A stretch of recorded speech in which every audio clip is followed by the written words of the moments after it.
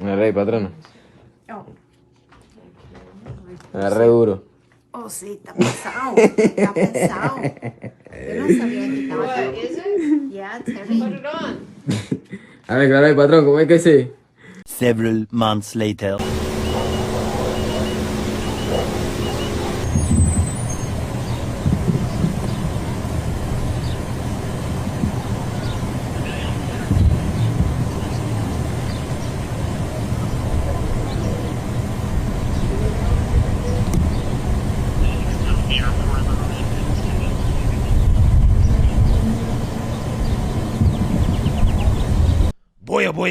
Boy. So we got to follow up on the viral story involving the woke judge, Joel Cano, out of Dona Ana County, and his wife, Nancy Cano, who have been accused of harboring illegal immigrant gang members. And now they both have been arrested after a search warrant, and I want to talk about it. Okay, this is a follow-up on this story. I'm going to go ahead and play news clips so you guys can get the most up-to-date information about this story and what's happening. And then we're going to get into the arrest. So without further ado, let's go ahead and get into this. Well, tonight we're learning a lot more about a case involving a New Mexico judge and also alleged gang members. It's really gotten a lot of national attention. We've already reported that former Las Cruces magistrate judge Joel Cano can never sit on the bench ever again in our state. Our state Supreme Court made that decision after taking a look at 2 disciplinary cases against him, and one of them alleges Cano let 3 undocumented immigrants allegedly associated with a Venezuelan gang stay in his home. Monica Logroño combed through all the court documents to break down how we got to this point. So, Monica, first let's start with that former judge. What do we know about him? Well, Tessa, Trevor, he's former Dona Ana County Magistrate Judge Joel Cano. He served on the bench since 2011. He just resigned last month before the state Supreme Court decided to ban him from holding judicial office.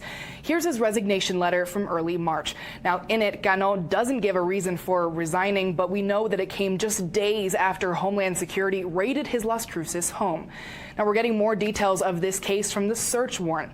The feds seized several items from Cano's house, 6 phones, miscellaneous documents, and laptops. The search warrant itself reveals the investigation has been in the works for months after the feds got an anonymous tip in January. The source claimed 3 undocumented Venezuelans were staying in Judge Cano's home, were working for his family, and he allowed them access to guns. Now, those suspects are Christian Adrian Ortega Lopez, Juan Manuel Acevedo León, Efren Jose Montilla Castillo, and right now, Ortega Lopez is in jail in Dona Ana County. Acevedo León is in ICE custody in Texas. Now, the tipster also told the feds, that the men were associated with the Venezuelan gang Tren de Aragua, or TDA.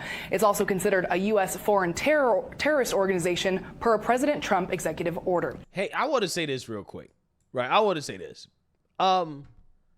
Dudes like this should never be allowed in this country, right? I'm so serious, bro. If a dude like this pull up to the border, right? I mean, real talk. Okay, this honest to God truth should be the policy, right? If a dude like this pull up to the border talking about he's seeking asylum, automatic denial, bro. Automatic denial. Okay? Automatic denied. Okay? The fact that dudes like this were let into this country en masse just tells you how messed up our immigration system is. Now, yeah, I can understand, wanting to possibly listen to the sad sob stories of some mother or some family, okay? Even though, again, a lot of these individuals, a vast majority of them, should be rejected. But, hey, I understand, okay, if some of them slip through the cracks. Like, for example, the thick Latinas, right? Again, they're hard to reject. I understand personally. But, come on. A dude like this, really? He's seeking asylum? Really? Really? Nobody thought, hey, maybe we shouldn't let this guy in the country, right? Maybe we should just let this guy just chill here in the United States of America, right? He doesn't look like a nice guy, right? Dude should have automatically been denied at the border, right? Automatic deportations, okay? I'm just saying, for these types of guys. I'm so serious. Per a President Trump executive order. Now, the feds say they were able to verify everything the tipster told them through social media. Evidence shows both Ortega Lopez and Montilla Castillo posted photos of themselves with Judge Cano, his wife, and his daughter. One of those posts is this TikTok. It shows Ortega Lopez dancing, and then he pulls out a gun, which also violates federal law. The feds also said the tattoos, clothing, and hand gestures made in all of the social media posts are associated with the TDA gang. Now, according to Democrats, no, that's not evidence, right? According to Democrats, not evidence, right? The tattoos, the guns, the gang signs, right? Like the obvious signs that this guy is in a gang, right? Nah, according to Democrats, let this guy stay. Okay, if we deport this dude, they're going to be boo-hoo-whining and crying, saying we need to bring him back, right? That's what they're going to be doing, bro. I'm so serious. Again, if we had to leave it up to Democrats, you can never prove that anybody's in a gang, right? Especially an illegal immigrant. You can never prove that. But hey, Pete Hegseth, though, white nationalists for having Christian tattoos. Illegal immigrants, if they got gang tattoos, not a gang member, right? You can't say that for sure. Again, this is how it works. Now, the court documents also reveal a lot about Ortega Lopez, including that he reportedly said he came to the U.S. illegally in 2023 after climbing a barbed wire fence in Texas. He was released a few days later. April last year, Ortega Lopez filed a request for immigration relief. Now, he also allegedly admitted he knew that having firearms was illegal. Yeah, so again, like I said, should have been instantly denied, right? Just looking at the dude, nah, you got to go, brother. Right, your asylum request has been denied automatically. See, that's if we had a country that, you know, has some common sense. Okay, but because we don't, again, you're letting the worst of the worst into this country. I mean, like, come on, this dude should have been denied on the spot. The fact that we let this dude in the country in the first place is a disgrace. He entered the country illegally and got released. This is under Biden. This is what happened. Now, as I mentioned, Ortega Lopez is still behind bars and Acevedo Leon is in ICE custody. We reached out to ICE to learn more about Montilla Castillo and a fourth suspect who was listed in the court documents, but allegedly wasn't living in Judge Cano's home. Tessa, Trevor, a lot to unpack here. Yeah, so you seen that, you heard that. Now, we have to cover the arrest of the judge. Okay, the judge was basically banned from ever being able to be a judge ever again, right, by the state Supreme Court. And now he has been arrested by the feds. Okay, ICE pulled up, and they're arresting this guy and his wife. With breaking news, federal agents have raided the home of a former magistrate judge in Las Cruces, have also arrested his wife. Hello, everyone. Thanks for joining us. I'm Jessica Gonzalez. And I'm Robert Olguin. The former judge, was also arrested today. And all of this stems from an ongoing investigation into an accused Venezuelan gang member who was living at the couple's home in Las Cruces. And that's where we find KFOX 14 News at 5's Harrison Parker, who has exclusive video of today's arrests. Harrison. A dramatic escalation in the case of Joel Cano and his wife Nancy. Joel Cano being the former magistrate judge out here for Doña Ana County. We witnessed Joel Cano being arrested earlier. HSI confirming both he and his wife Nancy now facing evidence tampering charges. They said they originally came for Nancy this morning, earlier today, and found evidence, some sort of evidence pointing as well to Joel. Now I'm going to step off. The scene is now empty. Earlier, this place was flooded with federal law enforcement. Our crew capturing the moment, but earlier he and his wife were put into handcuffs. Investigators say the couple had multiple alleged members or associates of the Venezuelan gang Tren de Aragua living with them. Let's get to that video from earlier. It's the moment Homeland Security investigators placed Cano and his wife Nancy into handcuffs. Again, they're both facing charges of evidence tampering at this moment. HSI telling me they could face additional charges as the investigation continues. As we've reported, investigators say the couple hosted Christian Ortega Lopez, who is an undocumented migrant from Venezuela. We are working to get the identity of the other two gentlemen living on the scene.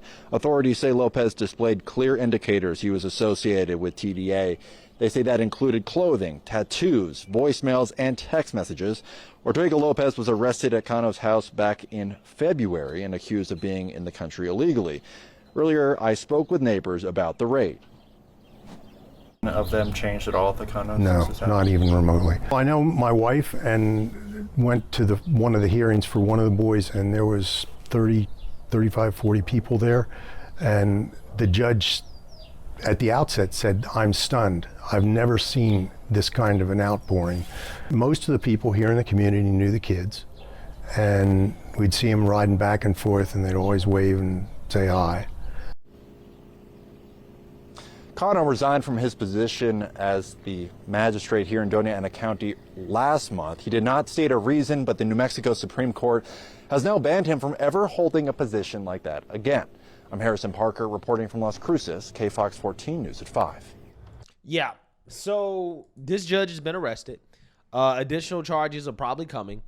And this is exactly what I want to see from our federal law enforcement. I'm so serious, right? All these Democrats that are harboring these illegals, which I'm pretty sure there are more Democrats doing this, because Democrats, they seem to be obsessed with illegals. I don't know what it is with Democrats and these illegals. Well, actually, again, we know, right? They like the illegals for slave labor, which allegedly these illegals were doing work. I'm assuming they were doing cheap work for the judge and his wife. Apparently, one of the illegals and the daughter of the judge, they were, I don't know if they were in a relationship or what, but apparently they had a close bond, okay?